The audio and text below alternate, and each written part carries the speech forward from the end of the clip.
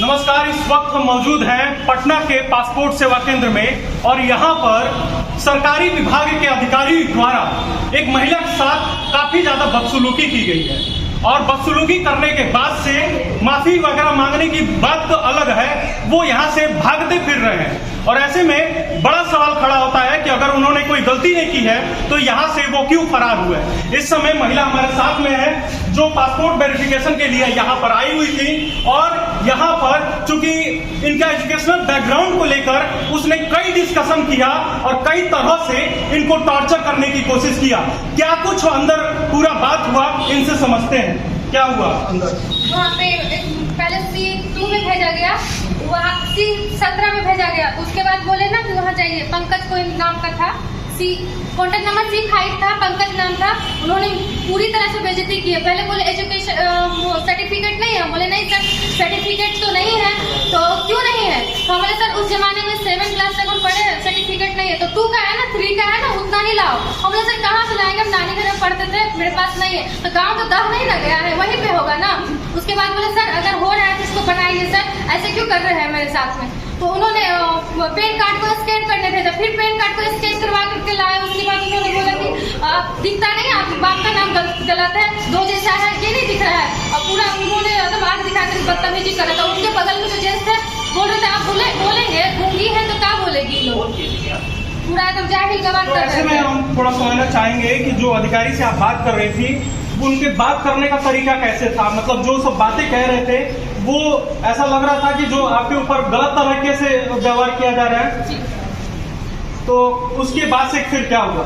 उसके बाद हम रोते हुए घर चले गए। बोले सर अगर करना है तो कीजिए, नहीं करना तो छोड़ दीजिए, इतना बेइज्जती मत कीजिए। बेटा आप नहीं पढ़े तो नहीं पढ़े, हम 4 बहन गाँव से नहीं पढ़ पाए तो नहीं पढ़ पाए, आगे आपको बनाना तो बनाइए, नहीं तो नहीं बनाए। उसके बाद बोले ठीक है जाइए, ऐसे हाथ झाड़ के बोले जाइए। उसके बाद हम चले आए, गार्ड से पूछे तो गार्ड बोलते हाँ जाइए ना, यहाँ क्या कर रहे जाइए। उसके बाद हम रोते हुए चले गए और सब मेरी फ्रेंड है उन लोग को बुला के लाए कि देखिए मेरे साथ ऐसा हम लोग। तो आप लोग कितने देर से यहाँ पर आएंगे? करीब लगभग 1 घंटा तो हो गया। तो 5 बजे से पहले ही आप लोग आ गए? 5 बजे से। तो 5 बजे के पहले 5 बजे ऑफिस का बंद होने का समय है, तो क्या उससे पहले वो फरार हो चुके थे? नहीं, उससे पहले नहीं। 5 बजे से हम लोग यहाँ पे हैं, सारे स्टाफ निकल के गए, तो वो कहाँ है? कहने का कहने के बाद दोबारा फिर गई थी अंदर ये, तो फिर बदतमीजी की। मोबाइल छीन लिया गया है। और एक मैम थी जिसके पास मुझे भेजा गया था ना, उससे हम बोले थे कि मैम देखिए मेरे साथ बदतमीजी कर रहे हैं, उल्टा पुल्टा बोल रहे हैं मैम, हम लोग क्या कर सकते हैं मैम, अगर इशू है मेरे में कोई। तो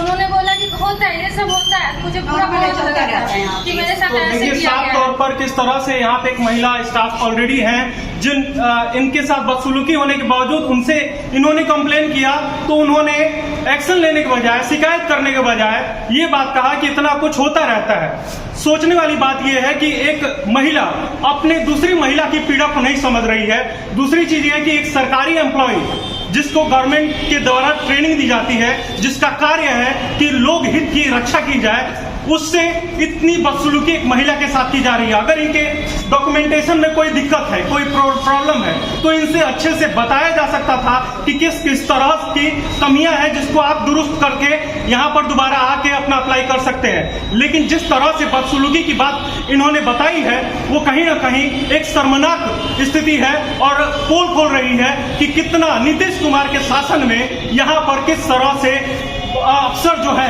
अपनी मनमानी किए जा रहे हैं और किस तरह से एक तरफ से नारी सुरक्षा की बात कही जा रही है, बेटी पढ़ाओ बेटी बचाओ की बात कही जा रही है, और ऐसे में दूसरी तरफ सरकारी एम्प्लॉय द्वारा इस तरह से बदतमीजी और इस तरह से बदसलूकी की जा रही है। तो कहीं ना कहीं बड़ी खामी केंद्र सरकार की भी दिख रही है और राज्य सरकार की भी दिख रही है। इस पूरे मामले में हमारी बात IFS से हुई थी। उनका कहना था कि आप कल सुबह आकर हमसे बात करिए, जो आपकी शिकायत है वो आपकी सुनी जाएगी। तो ऐसे में कल हम सुबह 10 बजे IFS के पास जाएंगे और उनसे बात करेंगे और अपनी पूरी बात महिला की बताई जाएगी और इसमें पूरी विस्तृत कवरेज भी की जाएगी। तो ऐसे में देखने वाली बात होगी कि IFS अधिकारी क्या कुछ एक्शन उस भ्रष्ट और बदतमीज एम्प्लॉय के ऊपर लेती है।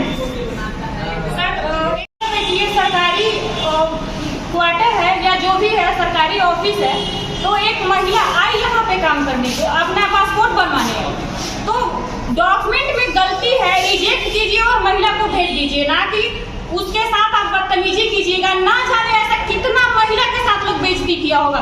कहीं आज तक सुने हैं कि किसी एक लड़की का 2 बाप होता है? ये कहने का क्या जरूरत है? और सारा जो भी वहाँ पे एम्प्लॉय थे सब हंस रहे थे। क्या ये गलत है? एक महिला के साथ महिला होकर के काम करना चाहिए? और जब दोस्त लोग को लाए बुला करके तो उन्होंने वो बोले थे तो कि क्यों ऐसा किया, मुझे कॉन्ट्रैक्ट पे जाने दीजिए, तो उन्होंने जाने नहीं दिया। यहाँ के गार्ड साहब है और उनका बोले कि वीडियो बना के नहीं जाने दीजिएगा, तो उन्होंने मोबाइल छीना वो सामने और आपको गलत तरीके से देखा भी पूरा गलत तरीके से दिखाया गया, टेप किया गया। ठीक है, माना कि मेरा एजुकेशन ज्यादा नहीं है, पर मेरे बेइज्जती नहीं करना चाहिए था। बनाना था तो बनाते, नहीं बनाना था तो भेज देते मुझे। ऐसे क्या करना जरूरी है?